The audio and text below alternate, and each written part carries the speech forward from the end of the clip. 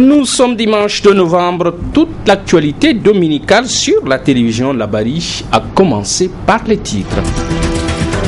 Conférence ce matin à Hamdallah de la coordination régionale du Modem Faloumana de Tillabéri à l'occasion renouvellement de toutes les structures dont l'élection de Issifou Issaka à la tête de la coordination pour un mandat de 4 ans. Au Burkina Faso, l'opposition à nouveau dans la rue en ce dimanche. Le lieutenant-colonel Zida, désigné par l'armée pour diriger la transition, n'est pas le choix de l'opposition et elle jure de ne pas se laisser voler sa victoire. Voilà donc pour le sommaire, mesdames, messieurs, bonsoir et bienvenue au journal. Déclaration cet après-midi même à Niamey à la maison des jeunes Diado Sekou du syndicat national des journalistes et communicateurs en langue. Le syndicat qui nourrit beaucoup d'ambition pour le Niger travaille à renforcer ses capacités techniques et professionnelles pour davantage contribuer au développement du Niger. Nous écoutons le syndicat dans un extrait. La majorité des journalistes et animateurs en langue nationale n'ont pas eu une formation professionnelle initiale. Ce sont des autodidactes du métier qui se sont formés sur le temps grâce à leur amour pour ce travail et leur volonté d'apprendre. Pour y remédier, le Sinajok Bar-El se propose de s'inscrire dans une logique de formation continue, ainsi afin de marquer sa volonté de redynamiser le secteur.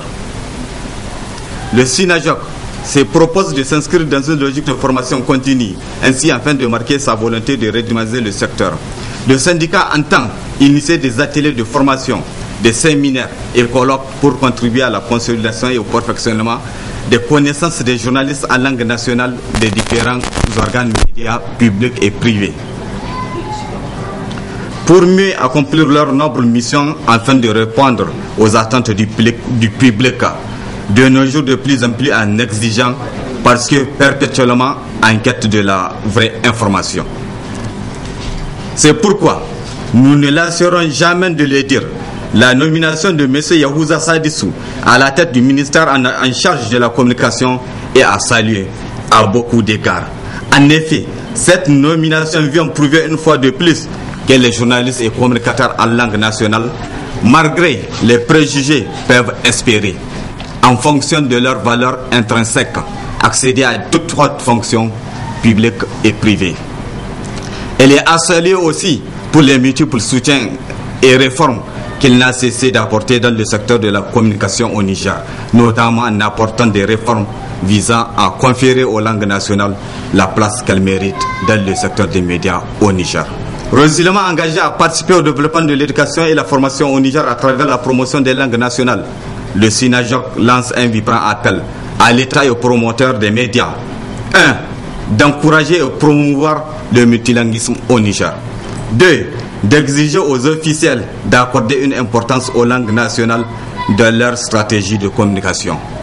3. D'impliquer pleinement les journalistes en langue dans la couverture médiatique des grands événements y compris. 4. De donner l'opportunité aux journalistes en langue de participer à des ateliers de formation afin aussi de renforcer leurs capacités. Ce communiqué de presse du Mouvement national pour la société de développement, le bureau politique national du MNSD Nassara vient d'apprendre avec consternation qu'une série d'attaques a été perpétrée par des assaillants dans la région de Walam aux premières heures du jeudi 30 novembre 2014. Le bilan déplorable fait état de 9 morts et plusieurs blessés. En cette douloureuse circonstance, le bureau politique national du MNSD Nassara exprime sa profonde indignation face à ces attaques lâches d'individus sans foi ni loi devant la disparition de ces dignes fils de la nation tombés sur le champ d'honneur. Le président du parti du MNSD Nassara, El Hadji Seynou Marou, au nom du bureau politique national et en son nom propre, présente ses condoléances les plus attristées aux familles endeuillées, aux forces de défense et de sécurité et à la nation tout entière. Que les uns et les autres trouvent ici l'expression de sa profonde compassion, tout en se félicitant de la prompte réaction de nos forces de défense et de sécurité. Le bureau politique national, lui MNSD Nassara, demande avec insistance au gouvernement de de doter instamment nos vaillantes forces de moyens conséquents afin de faire face à de telles situations. La suite de ce journal, l'usage des téléphones portables dans les établissements scolaires, malgré donc une correspondance du ministère de l'Éducation qui l'interdit. Donc malgré tout, ils sont nombreux des jeunes qui continuent à s'en servir pour tricher, hélas oui, tricher ou perturber les cours ou indisposer l'entourage. Les enseignants s'en plaignent, l'administration tolère et les parents d'élèves tardent à agir. Une bien mauvaise pratique que nous rapporte Michel Didi. Plus qu'un luxe, le téléphone portable est de nos jours une nécessité, surtout avec l'évolution de la technologie.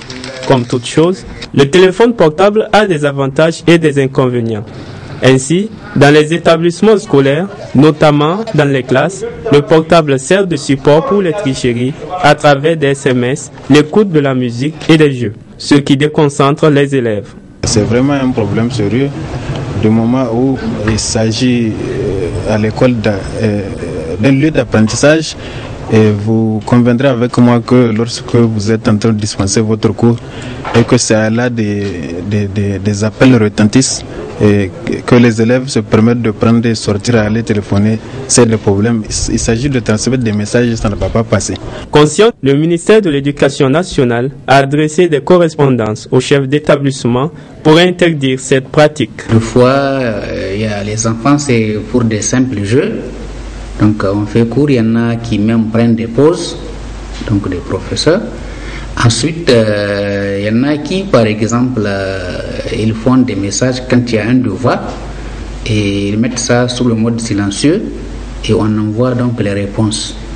Ça vraiment c'est très sérieux.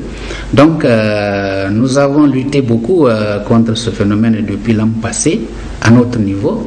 Mais heureusement cette année donc au niveau donc du ministère on nous a envoyé une lettre comme quoi donc de confisquer le portable et de donner un avertissement écrit aux fautifs. Du côté des élèves, les avis sont partagés. Maintenant, on nous a dit que si on surprend quelqu'un avec un portable, on va lui prendre ça jusqu'à la fin de l'année. Moi, je pense que c'est une bonne chose parce que si on voit la personne, on dit que elle dit que c'est pour regarder l'heure alors que c'est pour jouer ou écrire un message. On pourrait avoir des appels ou bien des SMS très importants, supposant maintenant si les parents veulent vous contacter d'urgence. Maintenant, au cas qu'on vous a arraché votre appareil, c'est tout un problème car on ne peut pas vous contacter le plus tôt possible. Selon le président de l'Association nationale des parents d'élèves et étudiants, les parents doivent sensibiliser leurs enfants sur les conséquences de l'utilisation des téléphones en classe. Les élèves, ils sont en réalité sous la responsabilité des parents. Donc nous devons d'intervenir au niveau de nos enfants pour les sensibiliser, pour leur faire comprendre qu'il ne s'agit pas de chercher à frustrer ou d'humilier quelqu'un, mais il s'agit de chercher à améliorer le fonctionnement d'une structure dont le Niger ne peut pas se passer. La correspondance du ministère est donc claire. L'usage des téléphones portables est strictement interdit en classe. Les chefs d'établissement doivent donc prendre les dispositions nécessaires afin d'éradiquer cette pratique qui a déjà récemment entraîné l'exclusion de 5 élèves dans un établissement secondaire. Dans le secteur des cuirs et peaux, de l'achat de la peau et jusqu'au produit fini, en passant par le tannage, c'est un long et laborieux processus. Notre reporter Amouane Salifou nous amène ce soir à sa découverte avec en prime l'exposition des objets d'art au village artisanal de Niamey. Suivons-le. Après les collectes, ces peaux sont acheminées ici à la tannerie de Gamkale où elles sont minutieusement travaillées par ces braves hommes. Si on achète ça au Katako, on prend ça, on amène ça ici. Mais pour la première étape, en mettant de la chaux et de la toile. Si on a fait 2 jours en élevant du pôle. En élevant du pôle, on met dans notre bassin. Mais il y a un élève qu'on trouve en brousse. Mais je ne sais pas comment ça s'appelle en français. Mais chez nous, en Hausa, ça s'appelle Fataka. En mettant ça, ça fait une journée. À sa surface du pot, il y a du poil qui reste et des salles. En l'élevant ça avec du coton, et on prend ça, on part au fleuve, on lave ça bien, et on venait ici pour la troisième étape, en mettant de l'acacia. Si on a fait 2 heures ou bien 3 heures du temps, en élevant du viande. Si c'est fini, on part au marché, village artisanat ou bien centre du métier, partout, ok. Très utilisé dans la fabrication des produits artisanaux comme les chaussures, les sacs, les ceintures, les jouets et bien d'autres objets, le cuir est beaucoup sollicité, surtout par les cordonniers. Nous utilisons la peau de vache pour faire les semelles. Et on achète le pot au niveau de Gamkale, au niveau de la tannerie de Gamkale. On achète le pot tanné. Et souvent, quand on a besoin du couleur, on leur donne pour faire la teinture là-bas. En même temps encore, on achète d'autres cuirs, les peaux importées, parce que c'est des peaux tannage au chrome qu'ici on ne trouve pas. On les achète ici au grand marché dans un magasin libanais. Et on achète ça par kilo. Ce qui est dans ma main ici, c'est du cuir tannage au chrome. C'est ça qu'on appelle le cuir industriel. Nous consommons nos propres produits. Le village artisanal de Wadata est l'un des centres dans lesquels sont acheminés les cuirs tannés pour la transformation et la commercialisation. Les cuirs finis se retrouvent ici dans nos locaux pour un second travail qui concerne à faire le lissage et à faire des produits finis. Et les produits finis là, ça varie. Ça peut être des sacs d'âme, des cartables, des chaussures, des pochettes. Tout ce que vous voyez qui est fait en cuir avec les coussins, tout est fait avec le cuir qui vient directement de la tannerie de Gamkale. Une fois le cuir acheminé ici, les artisans travaillent au niveau des ateliers. Une fois le travail fini, on amène les produits ici dans la boutique, là où nous sommes, pour une sélection. Donc la sélection s'est faite, on prend les meilleurs produits qui sont destinés soit à l'exportation ou bien à la vente dans la boutique.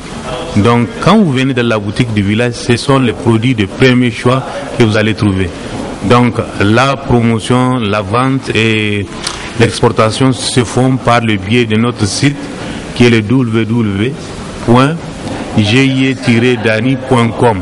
Les produits artisanaux made in Niger, on en trouve un peu partout dans le monde et ils sont beaucoup appréciés. Alors, un soutien et un sens de patriotisme s'avèrent indispensables à tous les niveaux.